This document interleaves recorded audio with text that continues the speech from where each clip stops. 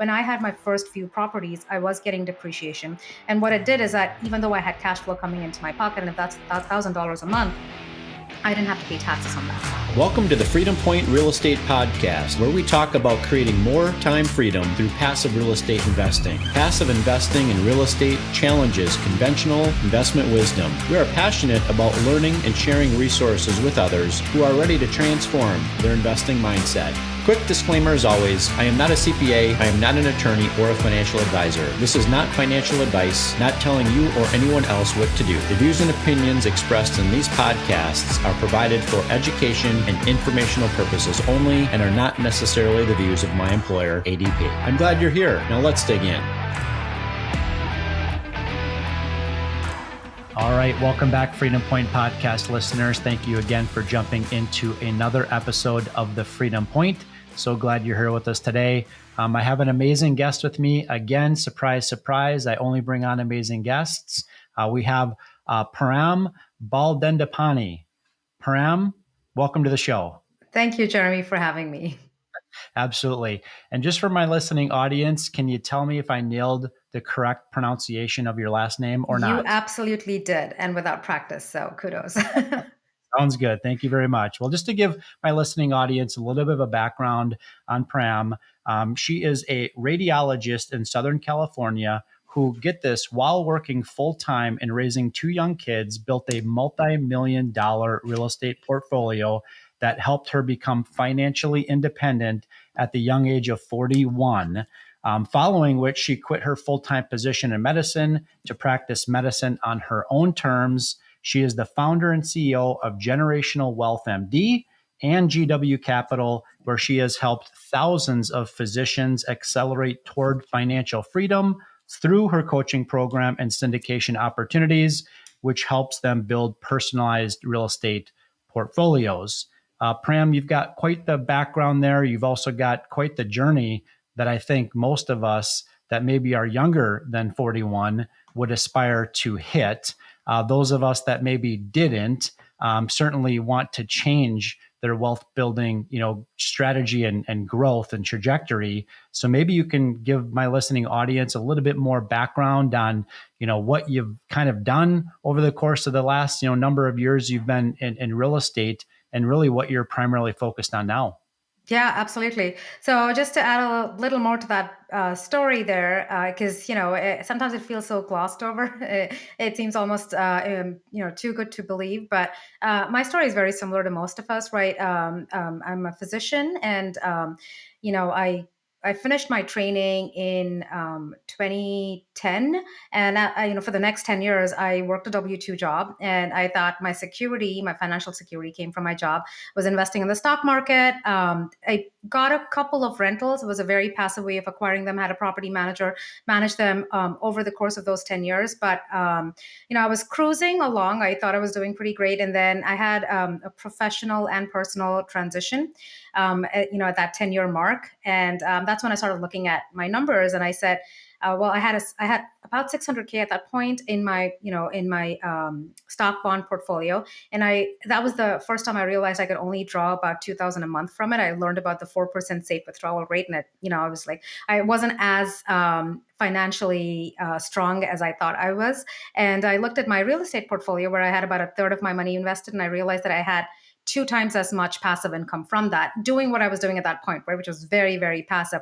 So that was my aha moment. I realized that I needed to be working smarter instead of just saving more, working harder, taking on more shifts, and that wasn't going to move the needle. I realized how important asset allocation was, and I figured, this is never going to happen to me and my family again. Don't want to be in this position. Let's double down on real estate. And then a year later, I got to the point where I had over 10,000 a month of passive income. And I was financially free. And over the course of that year, what I realized is that instead of being passive the way I was, where I was, buying a rental and renting it out, I learned other strategies. I started investing in short-term rentals, mid-term rentals. I started doing the BRRRR strategy, which some of your listeners may know. But for those who don't, it's where instead of waiting for market appreciation to happen, I went in and I did it myself just because I wanted the tax savings and I wanted to have a higher ROI. But I without a GC, I would go in and do rehab rehabs on my rentals, and I would increase their value right away, build up that equity, and force appreciation right away. And doing all of that allowed me to recycle the same pot of money over and over again. There are a lot of physicians within our community, within our coaching program, where they're able to pay $0 in taxes, instead of multiple six figures. And so what that does is it gives you the power to keep money in your pockets and then just scale your portfolio rapidly. So, from that point where I felt like I needed to have significant passive income. It was a year of really scaling my real estate portfolio, and it was very different from what I was doing for the decade before that. But it got me to financial freedom, and I decided I wanted to talk about it more because I think all of us, on some level, are struggling, with the same problems, and which is why I built the community. Yeah, no, that's great. I really appreciate you kind of highlighting, really that mindset shift that you had, from your traditional, 401k and Wall Street investing, and more focused now, it sounds to me like, on cash flow investing, right?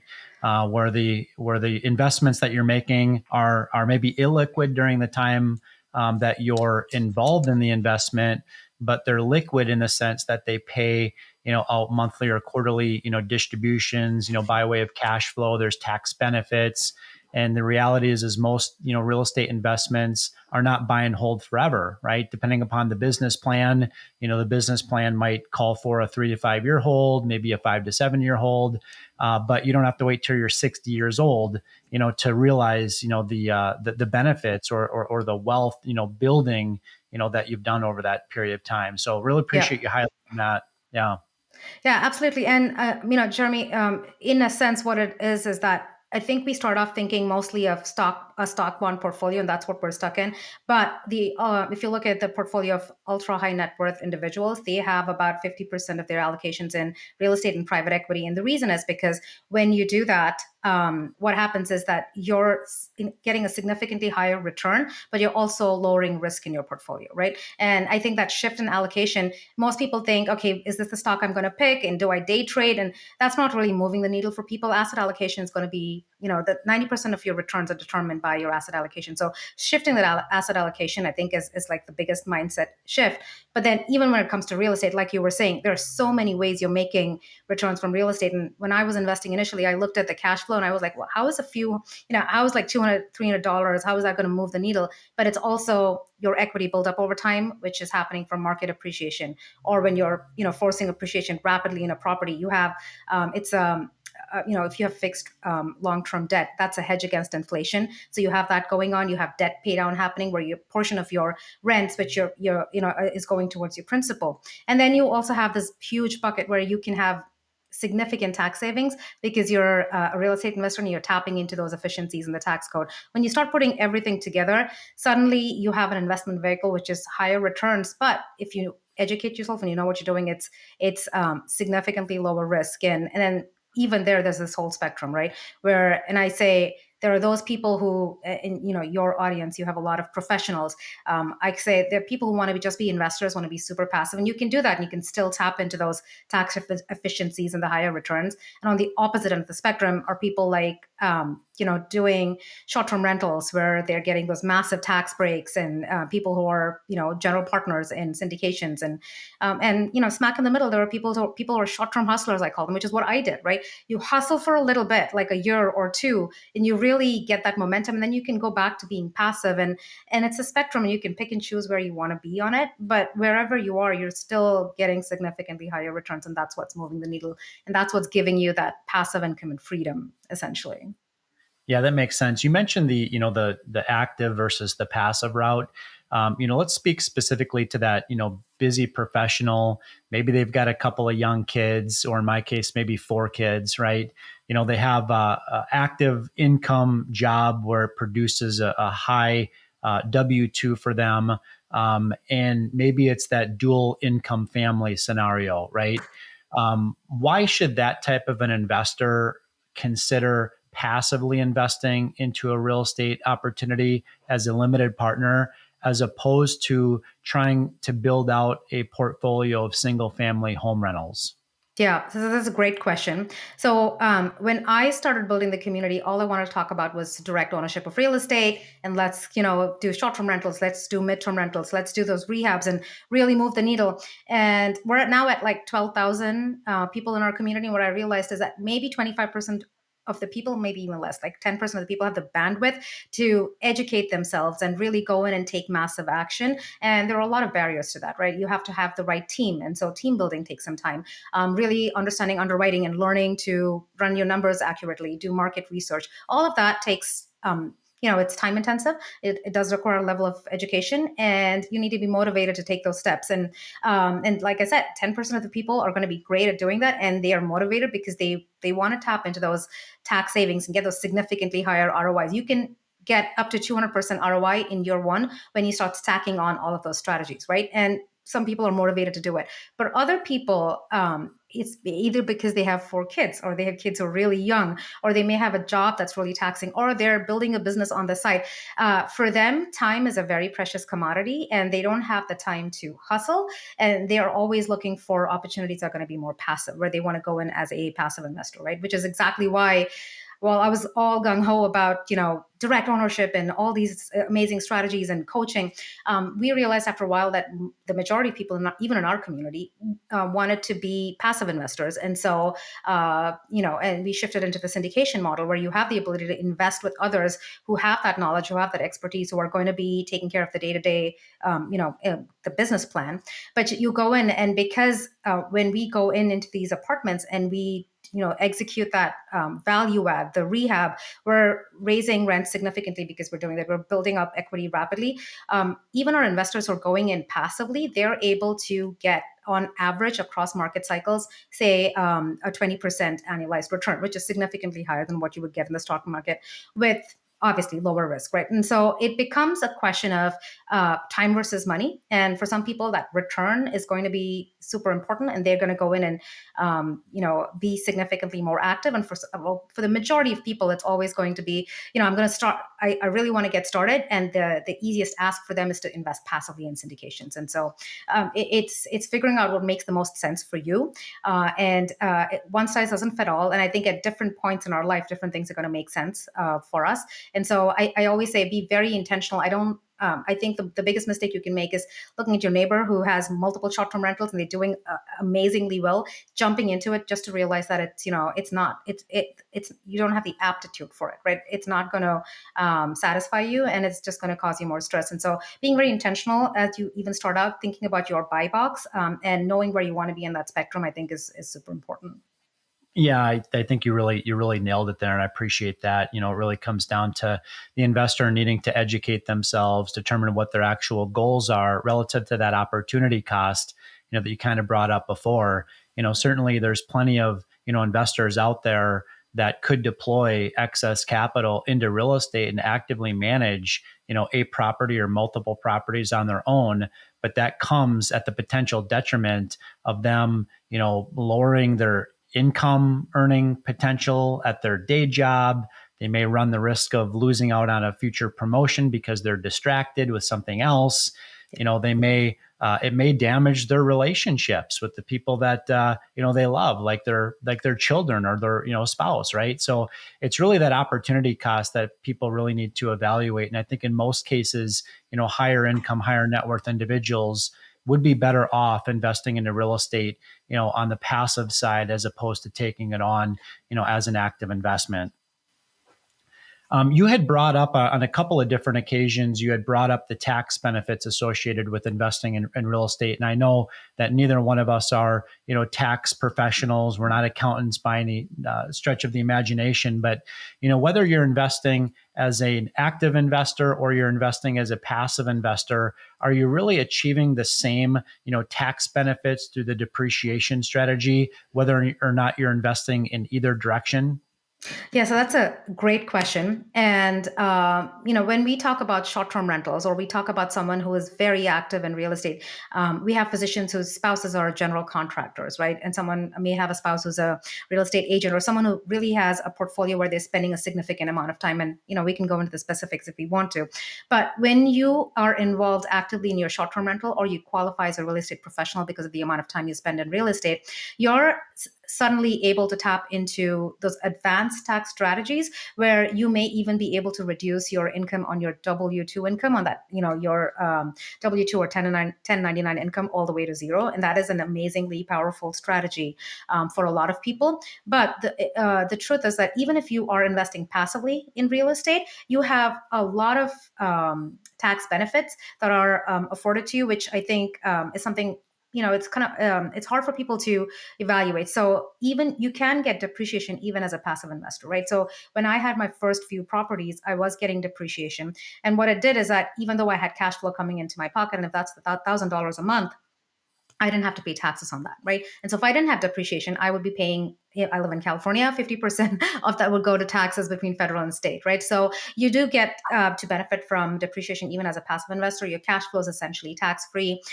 There are so many other ways to tap into your equity by doing a cash out refinance. If you did that, which I've done on multiple properties, you pull out all the money that you put in at some point, and that is a tax free event, right? And so you get to benefit from that. There is, multiple strategies, but essentially the goal with real estate is to never sell it. You can always 1031 exchange your properties as a passive investor. Even when you're investing in syndications, there's a way to do that if you have the strategy down right. But you can 1031. The goal is to always defer having to pay taxes so that all the money you make from real estate is essentially tax free. And then when your heirs inherit the property, there is a step up in basis, which means all of that depreciation recapture and capital gains is wiped off, right? So I could buy something for $100,000 today, and my heirs inherit it, and it's $1 million. Suddenly, their basis is reset. So I don't think the tax tail should ever wag the dog. I mean, it is amazing to get those tax benefits. It's really nice to, put $100,000 into a property and pull it out in a few months because you're able to tap into those advanced tax strategies.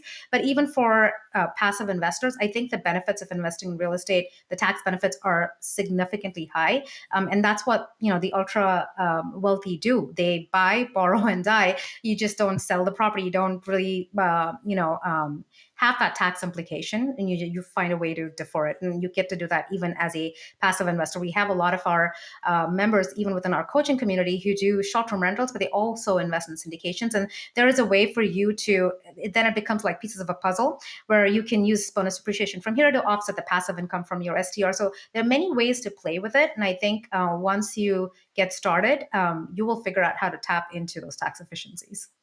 Yeah, absolutely. And I always recommend that investors, seek the counsel of their CPA, of course, but there's great books out there on the topic of how to, create a tax efficient, investing strategy using real estate. And for me, the way that I kind of reconcile all of this in my head is would I benefit by using the IRS's tax money interest free, right? Yes, yes. And that's really what it all comes down to is I'm effectively using or borrowing, the IRS's tax money to produce a future return or even a current return, on my money.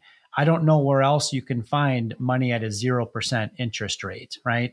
Absolutely. And, especially in the current interest rate environment, right? And so even if half of your, rehab budget is paid for by Uncle Sam, then that's a benefit. And there's the time value of money. When you have capital in your hand today, you're reinvesting it, and you're getting to your goals exponentially faster.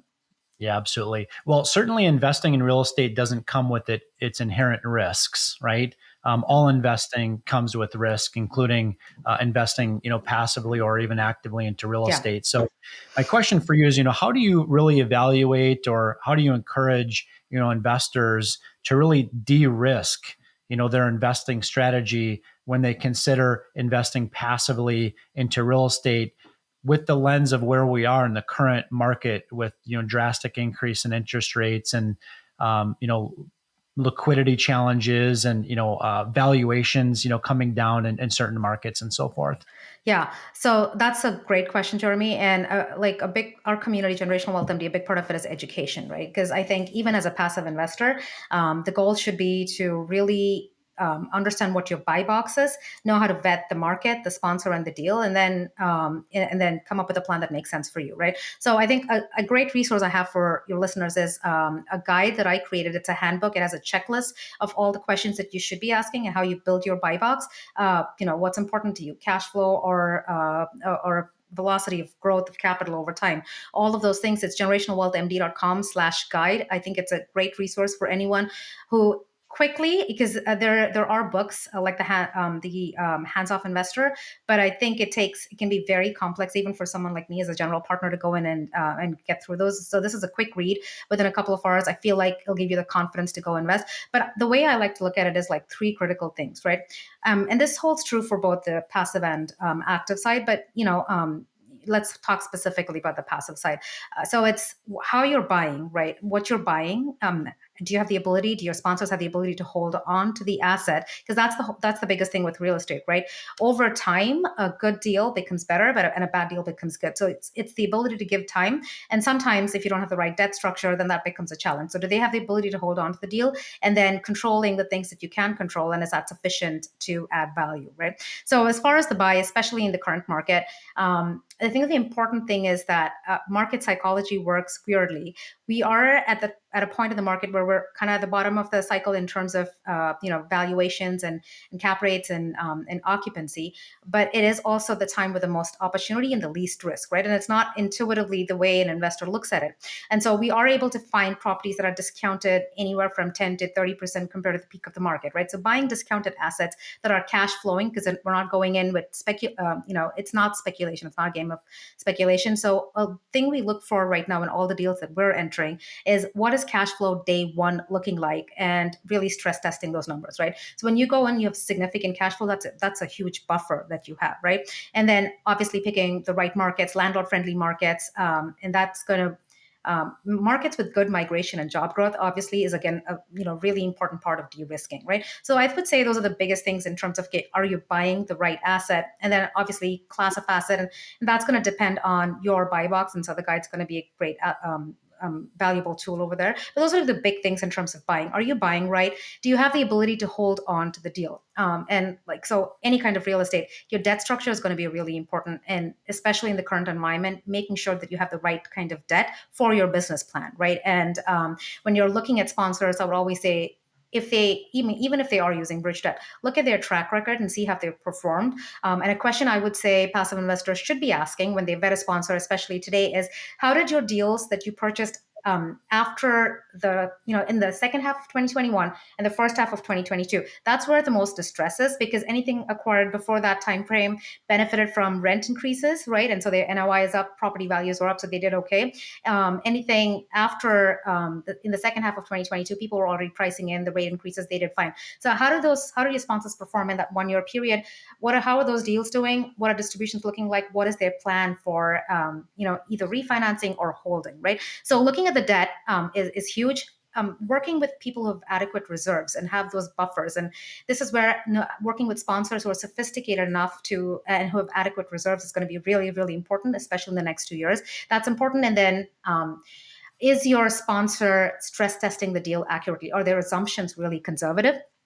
And in the guide, I have it's like 10 questions you can ask to know what they're doing, so that you're not going in blindly trusting a sponsor. You've done a good amount of due diligence. So really going with conservative assumptions. What if rents drop by, and in some markets we are seeing that, right? Dallas, Phoenix, Vegas, oversupply because there's a lot of migration. It's a short-term thing, but do they have the ability to hold on to the asset, and is it still going to cash flow, right? So those assumptions, exit cap rate assumptions, what do they think they're going to sell it for? Do they have a sensitivity analysis? All of those things, as complex as they seem, it's basically a checklist of like 10 to 15 questions for you to take a look at the deal and make sure it's conservative, right? So the ability to hold, that's what I look at, right? Debt, reserves, adequate cash reserves, and stress testing. And then eventually it's like, control, right? What are they controlling? And the funny thing is, everyone talks about real estate markets going up and down, prices going up, and that's true. rents typically plateau, or they, even during '07 and '08, and we, had the worst real estate market cycle we've ever seen. Rents dropped by 5% in '08 and 4% in '09 before they went right back up, right? So rents don't drop as much. Home prices do, but there are so many other things that you can control, which is where the value add plan comes in. What is the plan to add value?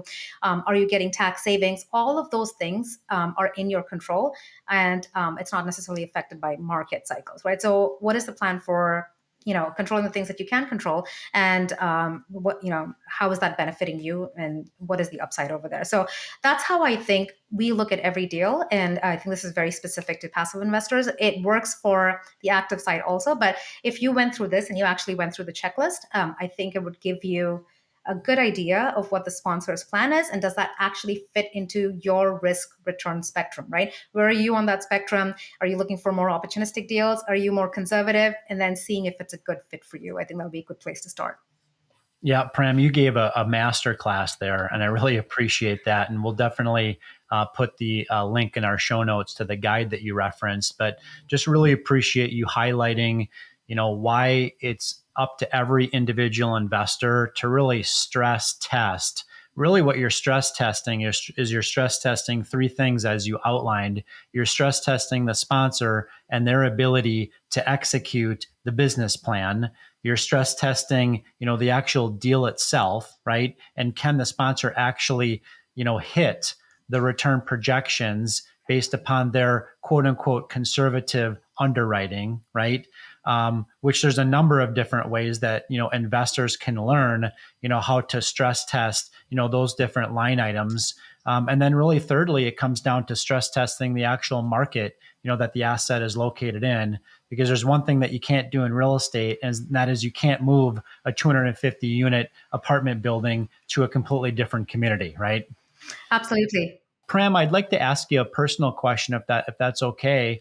And really that personal question is, how do you manage to balance your demanding career, your family responsibilities, and building a multi-million-dollar real estate portfolio all at the same time?